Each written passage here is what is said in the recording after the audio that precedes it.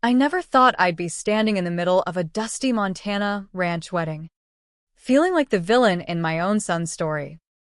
But there I was, Jack Harlan, a man who'd spent the last 5 years living like a ghost in the shadows of the Bitterroot Valley.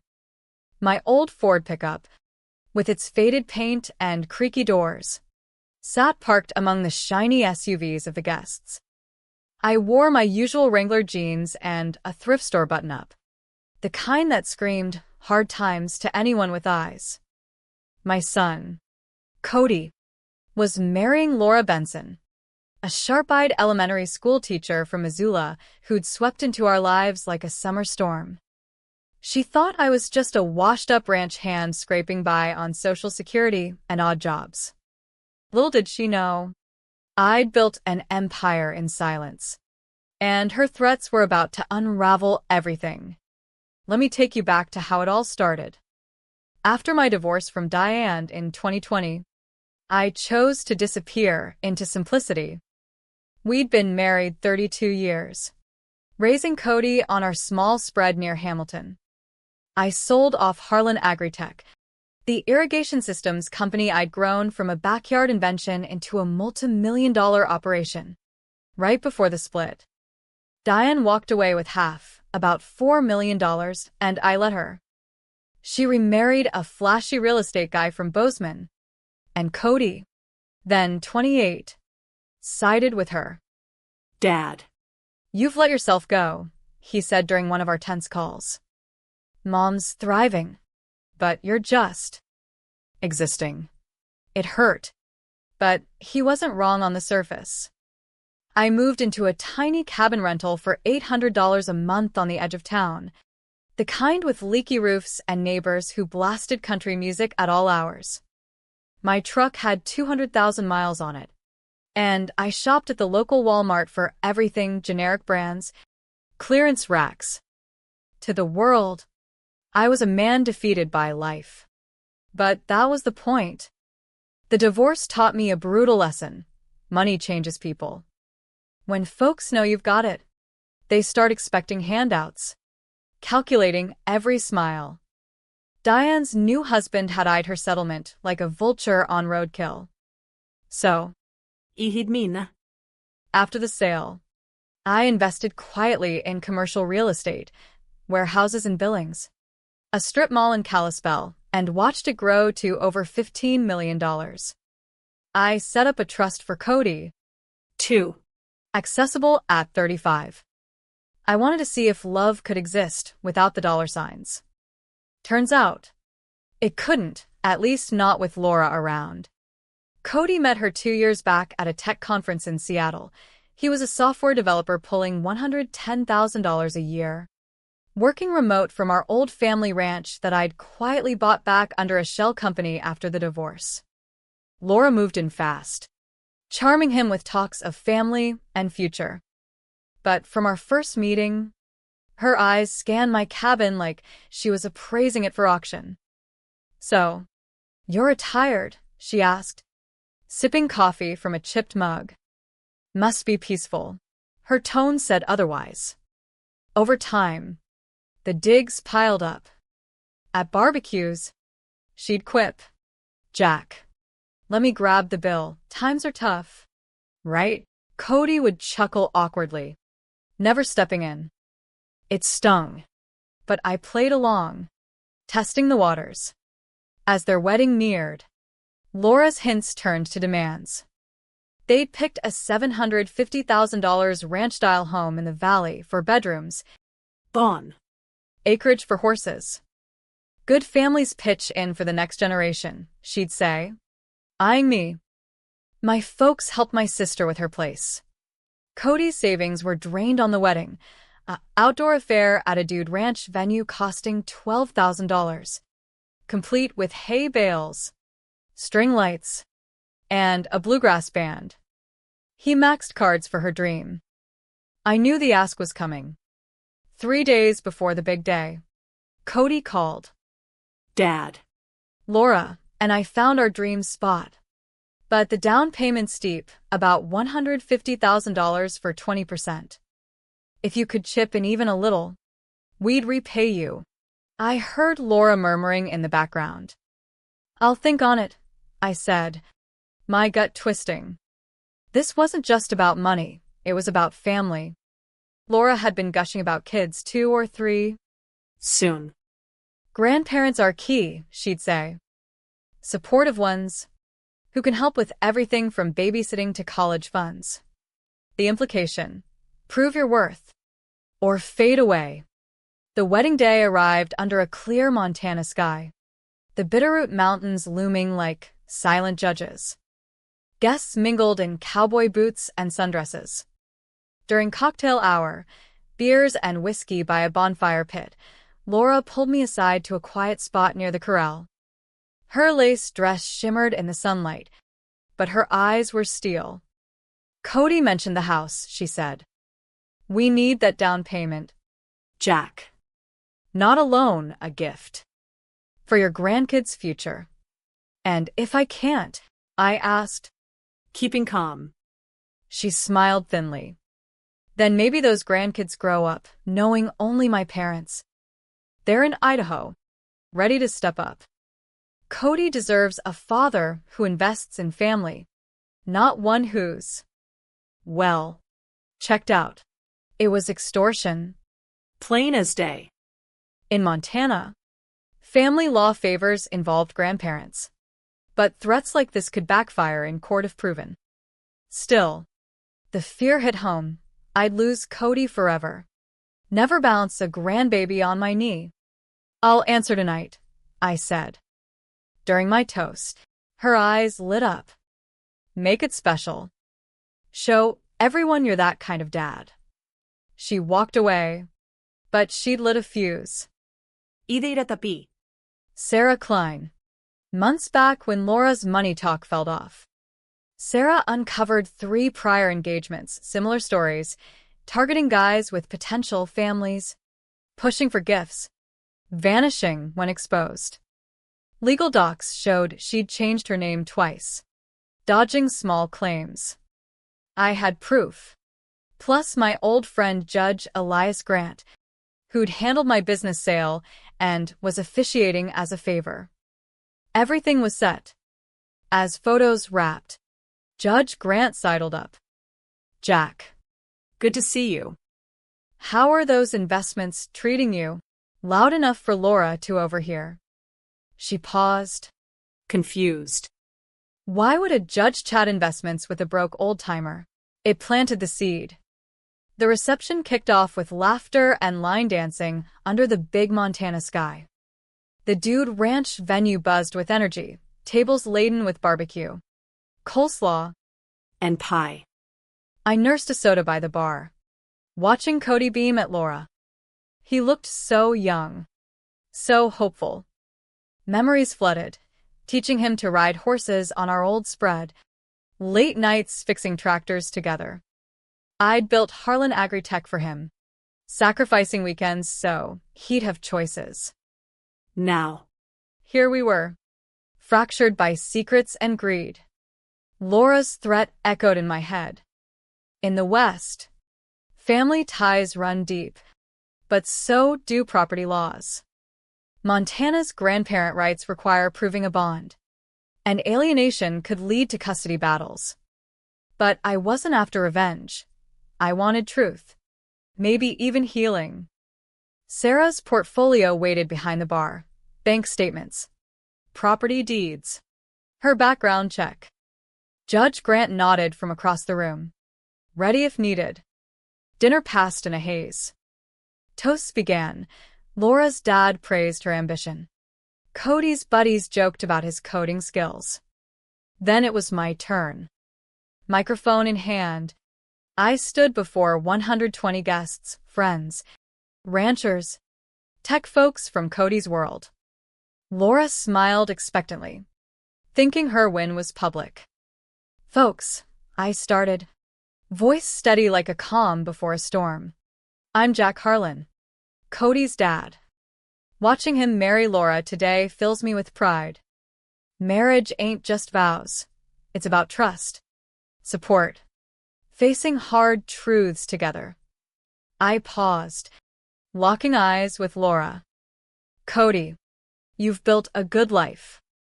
But lately, there's been talk of houses, futures, grandkids. Laura asked me to help with their dream ranch, $150,000 down. Said it's an investment in family. Murmurs rippled. Laura's smile faltered.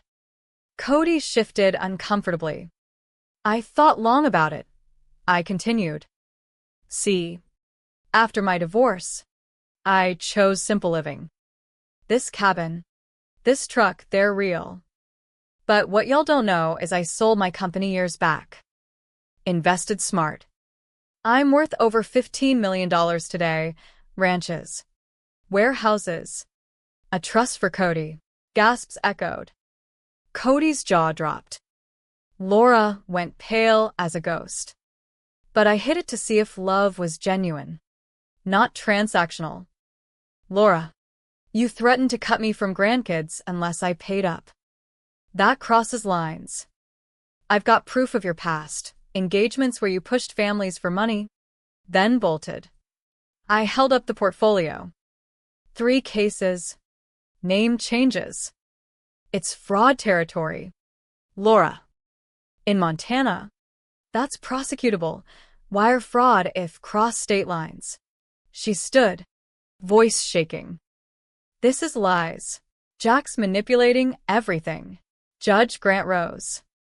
I'm Elias Grant. Officiating today. I handled Jack's sale. His trusts. These docs are legit. Laura. Threats like yours could void prenups. Affect custody down the line. Chaos brewed. Guests whispered. Court looked got punched. Dad. Laura. Is this true? Laura's eyes darted. Instead of denial, she snapped. Cody.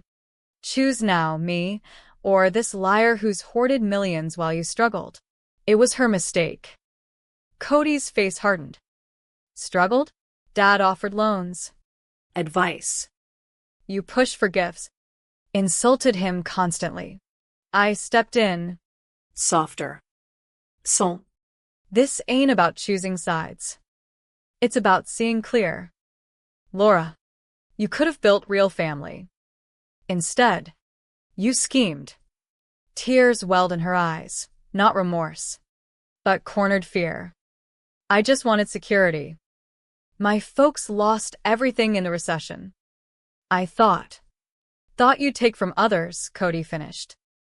Dad, I'm sorry I didn't defend you. I bought her narrative. We moved to a private tack room, away from prying eyes. Judge Grant joined, mediator style. Annulment's possible, he said. Fraudulent intent. Montana law allows it within 90 days. Laura slumped. Fine. I won't fight. But Cody, I did love you. Sort of. Sort of ain't love, I said gently. Love builds. Doesn't blackmail. Cody nodded. We're done. As she left, veil trailing in the dust. A weight lifted. But this wasn't triumph. It was sorrow. Cody hugged me. Why hide it all? Wanted real bonds, not bought ones. Your mom's side showed me that. We talked till dawn by the fire pit. Guests gone. He cried. I listened. Healing started there. The next week, word spread through Hamilton like wildfire. Laura's school put her on leave, moral turpitude clause in her contract. She packed for Idaho. But Sarah tipped off her past victims. Small claims suits followed. Nothing huge, but accountability. Cody crashed at my cabin. Feel like a fool, he admitted over coffee. Lessons come hard out here, I said. But you're wiser now. I showed him the trust, $2 million at 35. Built for you, but earn your way till then. He nodded. No more shortcuts. Life in the Bitterroot Valley rolled on like the Clark Fork River, steady, unforgiving, but full of hidden depths. After the wedding fallout, Cody and I started mending fences, literal and figurative. My cabin felt less lonely with him dropping by for dinners of venison stew and honest talks. We'd sit on the porch, watching elk graze in the twilight, unpacking the mess Laura left. She didn't vanish quietly. A week later, she texted Cody. I was wrong. Scared of poverty. Can we talk? He showed me. Conflicted. What do you think? Dad. Talk if you want closure, I advised. But boundaries matter. In Montana, we say don't let the same coyote bite twice. They met at a neutral coffee shop in Missoula. Laura apologized, tearfully, admitting her schemes stemmed from childhood trauma, parents bankrupt, homeless spells.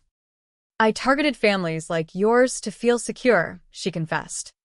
Cody listened, but firm. You hurt us. Trust's broken.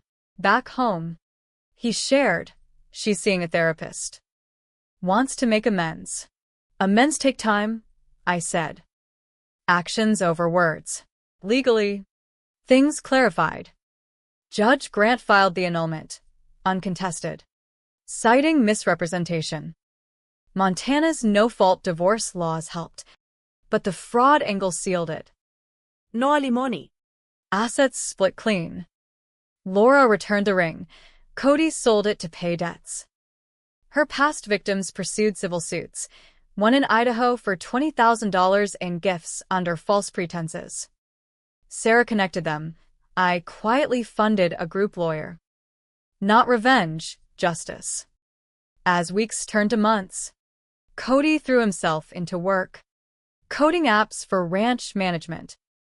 Inspired by you, Dad, he said. I revealed more. My investments included sustainable farms, helping locals during droughts. Money's a tool, I explained. Use it right. It grows good things. One crisp fall day, we drove my old truck to a 50-acre spread eyed outside Darby. Rolling pastures. A creek. Old barn. Thinking of buying, I said. Not flashy, a place for retreats. Teaching young folks business basics.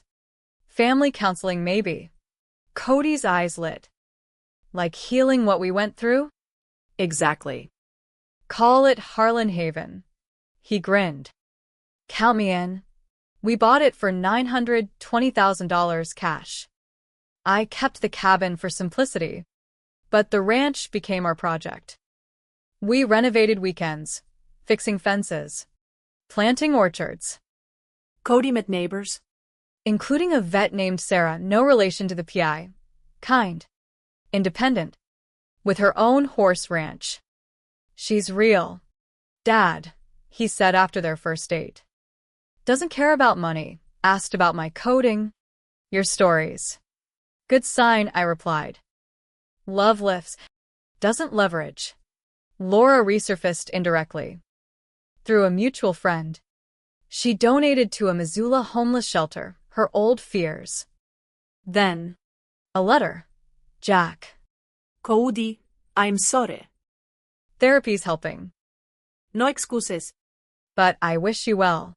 We discussed it. Forgive. Cody asked. Forgiveness frees you, I said. Doesn't mean forgetting. He wrote back. We forgive. Build better. Winter brought snow, blanketing the valley in quiet reflection. At Harlan Haven's soft opening, a free workshop for young couples on financial transparency, Cody spoke. My marriage lasted hours because of secrets and greed. Learn from it, talk openly, value people over possessions. Guests nodded, sharing stories. One couple avoided a similar pitfall. It felt humane. A light lesson in empathy. By spring, the ranch buzzed. Sarah, the vet, became Cody's girlfriend, helping with animal therapy sessions. Laura? She moved to Boise, teaching again after probation. No more schemes. Word was she'd turned a leaf. One evening, As we watched the sunset from the ranch porch, Cody said, Dad. "Thanks for not exploding that night." Could have humiliated her publicly. Wanted healing, not hurt, I replied. Family's about lifting each other. He hugged me. Learn that from you. As the Montana summer bloomed, Harlan Haven grew roots deeper than the ponderosa pines dotting our land. We'd host weekend retreats, families mending rifts, young entrepreneurs learning bootstrapping from my old tales. Cody quit remote work part-time to manage it, his coding skills building an app for reservation bookings. "This is purpose," he said, hammering nails into a new gazebo. Sarah pitched in, her horses providing equine therapy for stressed guests. Memories of Laura faded, but lessons lingered. I'd catch Cody pausing during talks, emphasizing communication. My ex threatened family ties for money. He'd share anonymously. It taught me real love doesn't bargain. Legally. Loose ends tied. The annulment finalized. Cody's credit recovered with my quiet help alone, not gift. At low interest. Earn it, I insisted. He paid monthly, building pride. Laura's suit settled. She repaid $35,000 total. Community service at shelters. Montana courts favored restitution over jail. Humane. Focusing on reform. One July afternoon. À surprise, Laura emailed. Requesting a visit. Not to reconcile, just to apologize properly. Therapies changed me. Cody and I debated over barbecue. Risky, he asked. People change, I said. Out west, we give second chances, like some man for old feuds. She arrived in a modest sedan. No muck-up. Humble. We sat by the creek. Jack. I was wrong. Fear drove me, poverty scars. But blackmailing you. Unforgivable. I nodded. Understood. But it hurt Cody most. To him. I manipulated you. Sorry. You're better off. Cody. Gracious. We're good. Focus on your healing. She toured the ranch. Eyes wide. This is beautiful. Helping others. Wish I'd seen that path. Still can, I said. Volunteer here sometime. She smiled faintly. Maybe. After she left. Cody reflected. Felt closure. Not friends, but no hate. That's growth, I replied. Sarah proposed to Cody that fall. Simple. Under the stars. No big wedding, she said. Just us. Family. I officiated. Judge Grant witnessing. Vows emphasize trust. Equality. Gastos locais. No extravagance. My wealth, still low-key. I drove the old truck. Shopped Walmart. But I gifted them a cabin on the ranch, deeded fair. With a note, build your legacy. Winter retreats focused on forgiveness. One session. A family like ours shared. Dad hiding assets post-divorce. Son feeling abandoned. We mediated. Tears flowing. Echoes our story, Cody whispered. By spring 2027, Harlan Haven expanded. Counseling cabins. Funded by my investments. Cody and Sarah announced a baby, my first grandkid. You'll be involved. Dad, he said. No threats needed. I laughed. Wouldn't have it other way. Laura sent a congrats card, no ask, just well wishes. She'd started a nonprofit for financial literacy in Boise. Redemption Arc. Evenings. I'd ride horses alone. Pondering. Hiding wealth-tested love. But openness healed. Lesson light. Family thrives on truth, not transactions. 2 years on. Harlan Haven stood as a beacon in the Bitterroot. 50 families helped annually. From fractured homes to budding businesses. Cody ran at full time, Sarah balancing vet work and motherhood. Little Emma, my granddaughter, toddled the pastures, her giggles mending old wounds deeper than any fortune. We'd host summer barbecues, guests sharing stories around bonfires. Remember when I thought you were broke? Dad. Cody de joke. Best plot twist ever. Ide shukla. Taught us all, judge less, listen more. Laura visited once, volunteering at a workshop. No drama, just quiet contribution, teaching budgeting from her past mistakes. Thanks for the chance, she told me privately. Everyone deserves one, I said. Montana's spirit, resilient, forgiving. Legally, all settled. My trust transferred smoothly to Cody at 35, no surprises. He invested wisely, growing the ranch sustainably. One golden autumn, as leaves turned fiery, I sat with Emma on my knee, watching Cody and Sarah dance to old country tunes. This is wealth, I thought. Not millions, but moments. The light lesson? In the vast West, life's too short for grudges. Build bridges, not walls. Family's the true fortune.